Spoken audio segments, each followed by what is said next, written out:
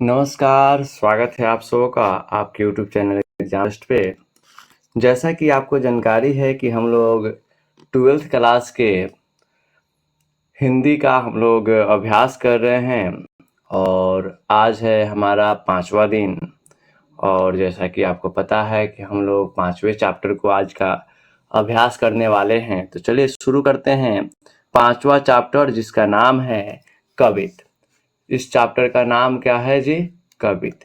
तो चलिए शुरू करते हैं कवित चैप्टर। सबसे पहले बात करते हैं किसी भी चैप्टर के लेखक के बारे में। तो ये जो कवित चैप्टर है, इसके लेखक हैं भूषण जी। यानी कवित चैप्टर के लेखक के बारे में अगर पूछा जाए कि बताइए कवित चैप्टर जो है किसके द्वारा रचित है, तो आप क्या बताएंगे? भूषण जी। और हम इनके लेखक के परिचय के बारे में बात करते हैं तो इनका जन्म हुआ था 1613 में और इनकी मृत्यु हो गई थी 1715 में। अगर हम इनके जन्म स्थान की बात करें तो उत्तर प्रदेश के कानपुर जिले में इनका जन्म हुआ था। अगर हम इनके पिताजी के नाम के बारे में बात करें तो इनके पिताजी का नाम था रत्नाकर त्रिपाठी। अगर हम इनके मूल उपनाम के बारे में बात करें, जैसे कि आपका घर पे जो नाम होता है वैसे ही इनका भी कुछ नाम था, वह था कवि भूषण। यानी कवि भूषण जो इनको उपाधि मिली थी वह चित्रकूट के सोलंकी राजा थे रुद्रशाह, उनके द्वारा यह उनको उपाधि प्राप्त हुई थी।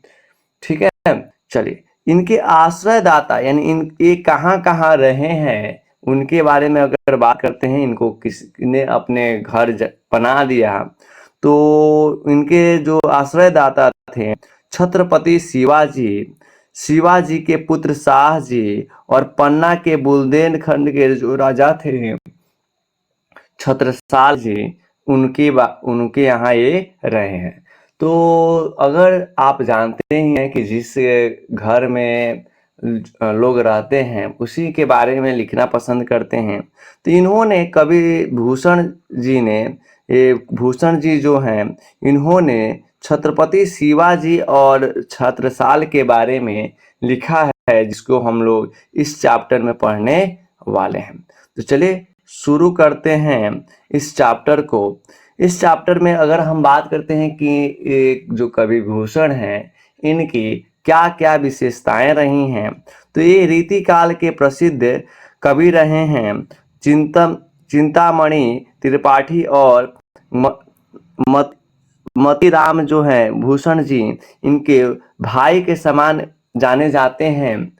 अगर हम इनकी कृति के बारे में बात करें तो शिवराज भूषण, शिवा बावनी, छत्रसाल दशक, भूषण हजरा, भूषण उल्लास, दूषण उल्लास, ये सब इनकी क्या है? प्रमुख कृतियां हैं। आप नाम याद रखेंगे क्योंकि अक्सर देखा जाता है कि ऑब्जेक्टिव के रूप में ऐसे क्वेश्चंस आते रहते हैं।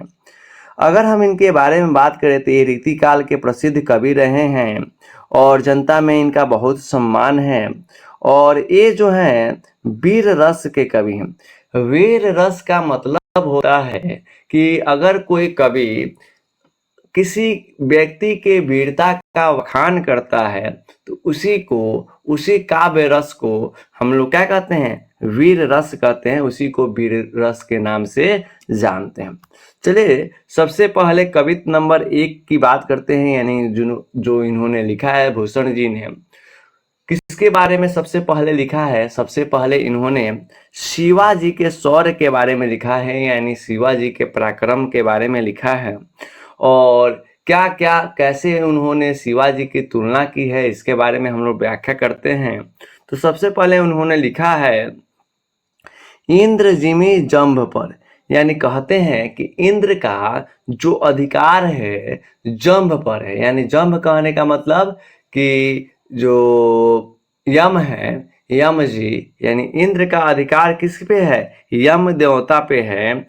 वाड़व ज्यों अम्ब पर, यानी जो समुद्र में लगने वाली जो अग्नि है उसका जो अधिकार है पानी पर है। किस पे है जी? पानी पे है।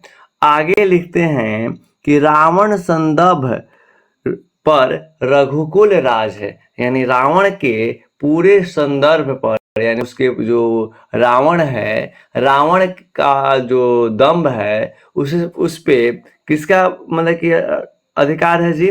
राम रघुकुल राज, यानी रघुकुल राज कौन है? रघुकुल के राजा यानी श्री राम का रावण पे अधिकार है। यानी कभी कहना चाहते हैं कि इंद्र का जैसे यम पर अधिकार है, जैसे समुद्र की अग्नि का पानी पर अधिकार है, जैसे रावण पर श्री राम का अधिकार है। अब आगे पढ़ते हैं कैसे उन्होंने आगे लिखे हैं।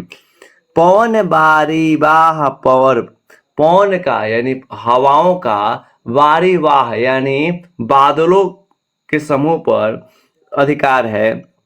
शंभु रतिनाह पर, शंभु यानी शिव शंकर भगवान शिव का जो अधिकार है रति के पति यानी कामदेव पर है।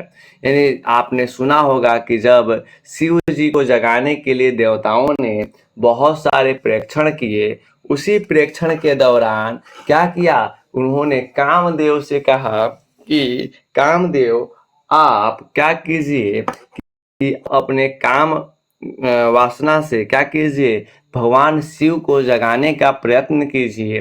तो उन्होंने बहुत सारा प्रयत्न किया और जैसे ही शिव जी ने अपने आंख खोला, गुस्से से उन्होंने तीसरा आंख खोलकर और किसको? कामदेव को भस्म कर दिया। यानी कहने का मतलब है कि शिव जी का अधिकार, शिव जी के अधीन कौन है? रतिना है, यानी रति के पति यानी कामदेव हैं। आगे लिखा है ज्यों सहस्त्र बाहु पर राम द्विराज है, यानी पर जैसे कहते हैं कि आगे लिखते हैं जैसे जो परशुराम जी हैं उनका अधिकार किसके है? मतलब कि जितने भी सहस्त्र बाहु हैं, जितने भी बाहुबली हैं, सभी का पर उनका अधिकार है।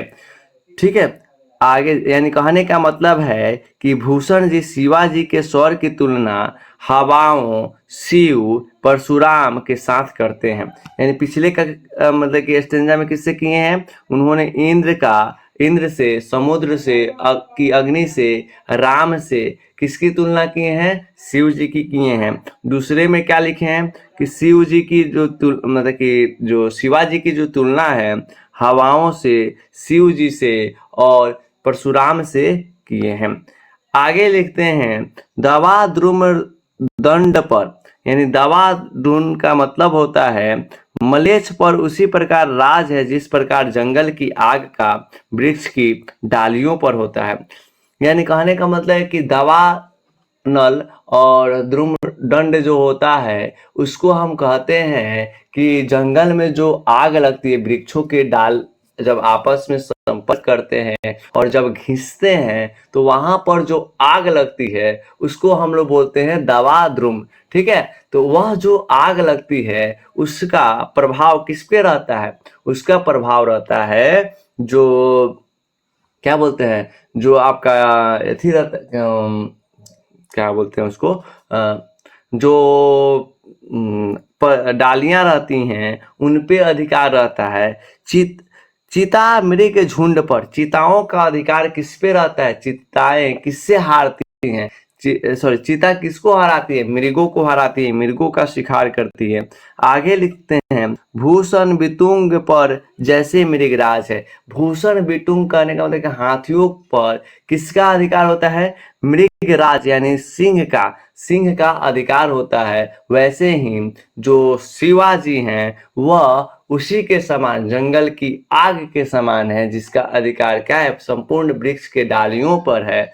चीता के समान है जिसका अधिकार पूरे हिरणों के झुंड पर है। वह हाथी के समान है जो जिसका अधिकार क्या है? चीता के शेर सिंह के समान है जो इसका अधिकार क्या है? संपूर्ण हाथियों पे है। आगे लिखते हैं तेज तम अंश पर, तेज का मतलब होता है प्रकाश। प्रकाश का जो अधिकार है किस पे है? प्रकाश का अधिकार है प्रकाश का अधिकार उजाले में अंधेरे पर है। कान्हा जिम्ही जम कंस पर, यानी कान्हा यानी कृष्ण जी का अधिकार किस पे हुआ था? कंस पे हुआ था। या मलेच्छ बस पर शेर शिवराज है, या कहते हैं कि मलेच्छ पर उसी प्रकार राज है जैसे कि तेज पर। मलेच्छ एक क्या है? मतलब कि मलेच्छ कहने का मतलब है कि जो भी मतलब कि गलत लोग हैं उन सब पर किसका अधिकार है? शिवाजी का है। वैसे ही जैसे कि तेज पर यानी उजाले पर किसका, सॉरी, उजाले का किस पर अधिकार है? अंधेरे पर अधिकार है। और कान्हा का कंस पे अधिकार है। वैसे ही मलेच्छ पर, यानी मलेच्छ एक राज है, उस पे किसका अधिकार है? शिवाजी का अधिकार है। इस प्रकार से जो भूषण जी हैं वह शिवाजी का बखान करते हैं। अगले कवित्त में रसखान के बारे में बताते हैं, सॉरी, छत्रसाल के बारे में बताते हैं कवित्त नंबर 2 में। शिवाजी के बारे में कवित्त नंबर 1 में, और छत्रसाल के बारे में कवित्त नंबर 2 में बताते हैं। लिखते हैं क्या है? निकसत मयान ते, जब वो उनका मयान से निकलता है। छत्रपाल की ये क्या है? तलवार के बारे में बताते हैं। निकसत मयान ते, जैसे ही मयान से वह निकलता है। मयुखई, मतलब कि मयान के मुख से निकलता है। प्रलय भानु कैसी, ऐसा लगता है कि क्या हुआ? प्रलय आ गया। मतलब कि ऐसा लगता है कि क्या हुआ? मतलब कि धरती कांपने लगी। ऐसा मतलब कि उनके तलवार में क्या है? शक्ति है। उसको देखते ही मात्र से क्या होता है? सभी लोग डर जाते हैं। आगे लिखते हैं, फारे तम तोम से गयंदन के जाल को। वह कहते हैं कि ऐसा उनका तलवार में प्रहार है, इतना उनके जो तलवार जो है इतना मतलब कि शक्तिशाली है, जो ऐसे मतलब कि तलवार से मतलब कि प्रहार उनका उनका तलवार ऐसे चलता है कि जैसे मानो कि एक सेकेंड में, थोड़ा सा समय में क्या करते हैं?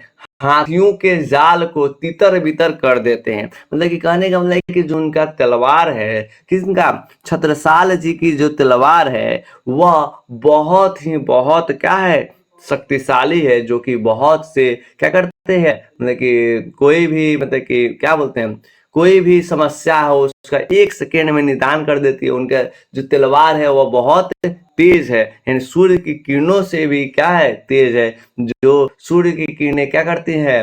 मतलब कि प्रकाश को हर ले अंधकार को हर लेती है और एक सेकेंड में दूर भगा देती है। वैसे ही जैसे उनका तलवार निकलता है, सभी दुश्मन क्या हो जाते हैं? थराथर कांपने लगते हैं।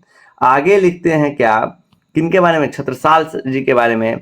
लागती लपिक कंठ बैरीन के नागिन सी, उनके जब तलवार जब चलता है तो छत्रसाल की वीरता और धीरता का परिचय देते हुए कवि कहते हैं कि हे राजा, आपकी तलवार शत्रुओं की गर्दन को से नागिन की तरह लिपट जाती है। मतलब कि इनकी तलवार इतनी फास्ट है कि जैसे नागिन पकड़ लेती है, और नागिन अगर गर्दन को पकड़ ले तो जब तक गर्दन दबा न दे, आदमी की मृत्यु न हो जाए, तब तक वह छोड़ती नहीं है। वैसे ही आपका जो तलवार है वह जिस भी दुश्मन के गर्दन पे लग जाता है उसका मृत्यु निश्चित ही है। ये कहते हैं भूषण जी किसके बारे में? छत्रसाल के तलवार के बारे में। रुद्र ही रिझावे दय दय मुंडन की माला को, ऐसा लगता है कि यह तलवार सभी को क्या करेगा? काट कर रुद्र को क्या करेगा? प्रसन्न करने के लिए मुंडों की यानी सिरों की माला बना देगा। एक सेकेंड में एक मतलब कि व्यक्ति की हत्या कर देगा, एक बार में मतलब कि कई दुश्मनों का सर्वनाश कर देगा। और इस तरह से ऐसे लगता है कि इस तलवार को क्या है, तलवार मतलब कि मुंडनों को यानी सिरों का क्या बनाना चाहता है, माला बनाना चाहता है, जिससे क्या हो सके, रुद्र यानी शिव जी प्रसन्न हो सके।